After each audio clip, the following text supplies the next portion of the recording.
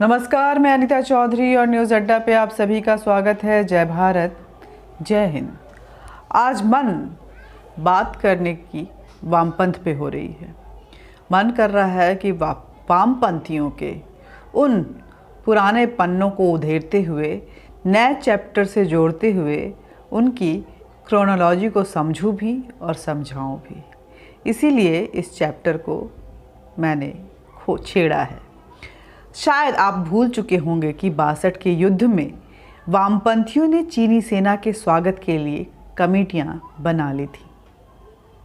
ये इस देश की सच्चाई है।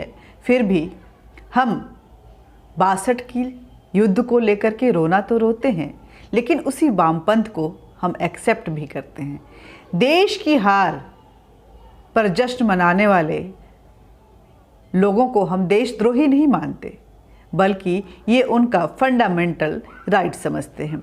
उत्तराखंड में भारत चीन सीमा पर भारतीय सेना की पहुंच सुगम करने के लिए लॉजिस्टिक सप्लाई लाइन सुदृढ़ करने के लिए सड़कों का निर्माण चल रहा है। लेकिन एक एनजीओ ने सुप्रीम कोर्ट में एक पीआईएल डाली है, एक पिटीशन डाला है एक एनजीओ ने। उस एनजीओ का नाम है सिटीजन फॉर ग्रीन दून, और इसका कहना है, याचिका में जो उसने विवरण दिया है उसको मैं बताती हूँ।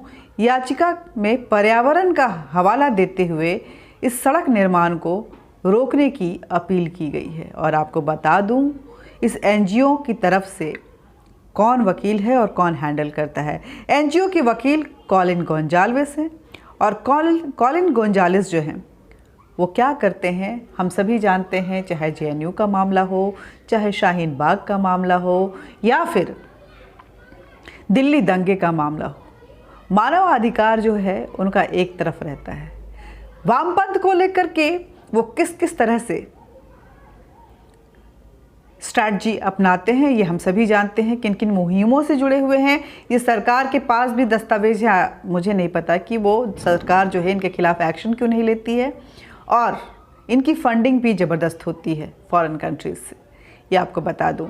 और सिर्फ कॉलिन गोंजाल्विस भी नहीं हैं, बल्कि मोहम्मद आफ्ताब भी हैं। उन्होंने कोर्ट में तर्क दिया है कि भारतीय सेना युद्ध में हवाई मार्ग का उपयोग करते हुए पर्यावरण को डिस्टर्ब कर सकती है, वहाँ सड़क बना सकती है। इससे पर्यावरण को खतरा है, बड़ी चिंता इन्हें सता रही है पर्यावरण की। और उनका लाइफस्टाइल अगर देखेंगे तो पर्यावरण की क्या धज्जियाँ उड़ाए रहते हैं ये लोग, आप समझ जाएंगे। कभी जाके इनके अंदर झांक कर आइए। जबकि सच्चाई ये है कि किसी भी युद्ध में कोई भी सेना उतनी ही प्रभावी तब होती है जितनी मजबूत उसकी लॉजिस्टिक होती है। लॉजिस्टिक सप्लाई लाइन जो है वो बेहद सुगम, स्मूथ और सुदृढ़ होनी चाहिए, जिसके माध्यम से आवश्यकता पड़ने पर तीव्र गति के साथ, यानी स्पीडी फॉर्म में, वह फॉरवर्ड पोस्ट पर अधिकांश forces, weapon, emanations, military equipments और बाकी जो लॉजिस्टिक सपोर्ट है उसको भेज सके। इसके लिए सर्वाधिक आवश्यक है कि फॉरवर्ड पोस्ट तक ऑल वेदर रोड्स की कनेक्टिविटी जो है बेहद स्ट्रॉन्ग रहे। लेकिन ये कनेक्टिविटी स्ट्रॉन्ग ना हो जाए, इसलिए पर्यावरण का हवाला दिया जाता है। और हमारी कोर्ट भी कैसी है, यहाँ हमारे देश का किस मौकामी कबाल और एनजीओ ब्रिगेड खुलेआम डेमोक्रेसी, जुडिशियल राइट्स का दुरुपयोग करते हुए चीनी बॉर्डर तक हमारी सड़कें जो हैं वो ना जाएं। सीमाओं से लगी हमारी जो लॉजिस्टिक सपोर्ट है वो स्ट्रॉन्ग ना हो जाए, इसको कमज़ोर करने के लिए पूरी षड्यंत्र में जुटे हुए हैं। और इस षड्यंत्र में वो लोग खुलेआम हिस्सा ले रहे हैं। और हमारी सुप्रीम कोर्ट जो है उन याचिकाओं को डस्टबिन में डालने के बजाय उस याचिका को दाखिल करने पे उसको अपनी हामी देती है और सुनवाई के लिए तैयार हो जाती है। ये हमारी कोर्ट है।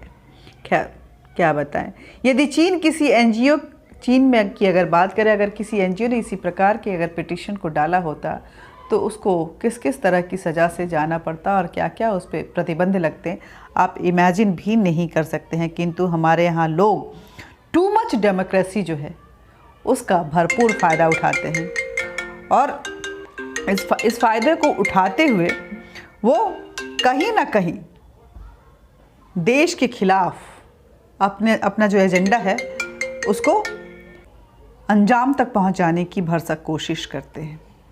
ये हमारे देश की टू मच डेमोक्रेसी का हाल है। सुप्रीम कोर्ट में इस प्रकार की याचिकाएं जो पहुंचती हैं तो सुप्रीम कोर्ट तत्काल प्रभाव के साथ उसे फाड़ कर डस्टबिन में डालने के बजाय उस पर सुनवाई करती है, उन लोगों पर रासुका नहीं लगाती है, बल्कि उनकी वाहवाही करती हुई होती है और बेंच बैठाई जाती है।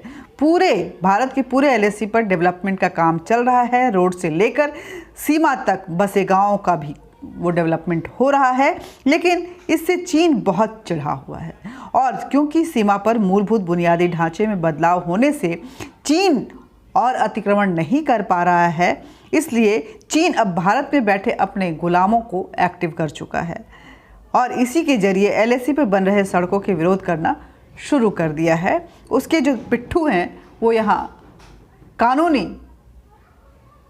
हथियारों का हथकंडा अपना रहे हैं। डेमोक्रेसी में freedom of speech, freedom of expression का फ़ायदा उठाते हुए वो याचिकाएं डालते हैं, लेकिन उन याचिकाओं को सुप्रीम कोर्ट उसकी इतनी अहमियत देती है कि उसको दाखिल भी कर लेती है। अब सुप्रीम कोर्ट पे क्या कहा जाए, आजकल सुप्रीम कोर्ट भी है जो मीडिया।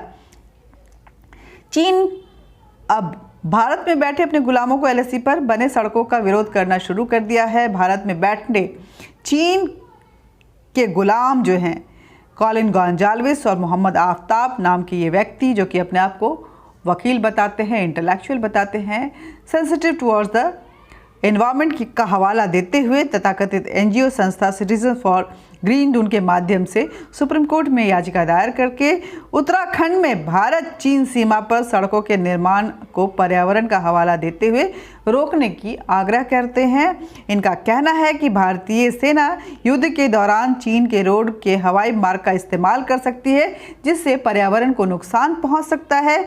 तो आप ही सोचिए कि चीन की पैठ भारत में कितनी गहरी है और हमारे अपने ही लोग किस तरह की गद्दारी कर रहे हैं, जयचंद बनकर भारत की संप्रभुता पर डेमोक्रेसी के नाम पे वो फ़ायदा उठा रहे हैं और चीन को एक बार और वेलकम करने की तैयारी कर रहे हैं, जैसा कि उन्होंने 62 में किया था।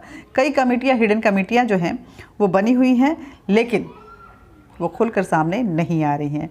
देश की आज़ादी का आंदोलन के समय में 1962 में भी कम्युनिस्ट ने स्वयं को महात्मा गांधी के असहयोग आंदोलन से अलग रखा था। 1962 में के भारत चीन युद्ध के समय भी चीन के साथ खड़े होकर डिफेंस और टेलीकम्युनिकेशन में हड़ताल का आह्वान किया था और कम्युनिस्ट संगठनों द्वारा चाइना मुक्ति वाहिनी जो है वो घोषित किया गया था और देश के साथ गद्दारी करने जैसा व्यवहार जो है वो किया गया था। जब देश युद्ध के संकट में गुजर रहा था तो उनकी तरफ से स्लोगन दिया गया था कि चाहे जो मजबूरी हो, मांग हमारी पूरी हो। ऐसे नारे देने के बाद भी इसे विश्वासघात आज तक नहीं बोला गया है।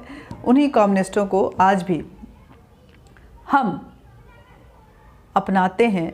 उन पर अगर कुछ टिप्पणी होती है तो कहीं ना कहीं असहिष्णुता का और इनटॉलरेंस का हवाला देते हैं।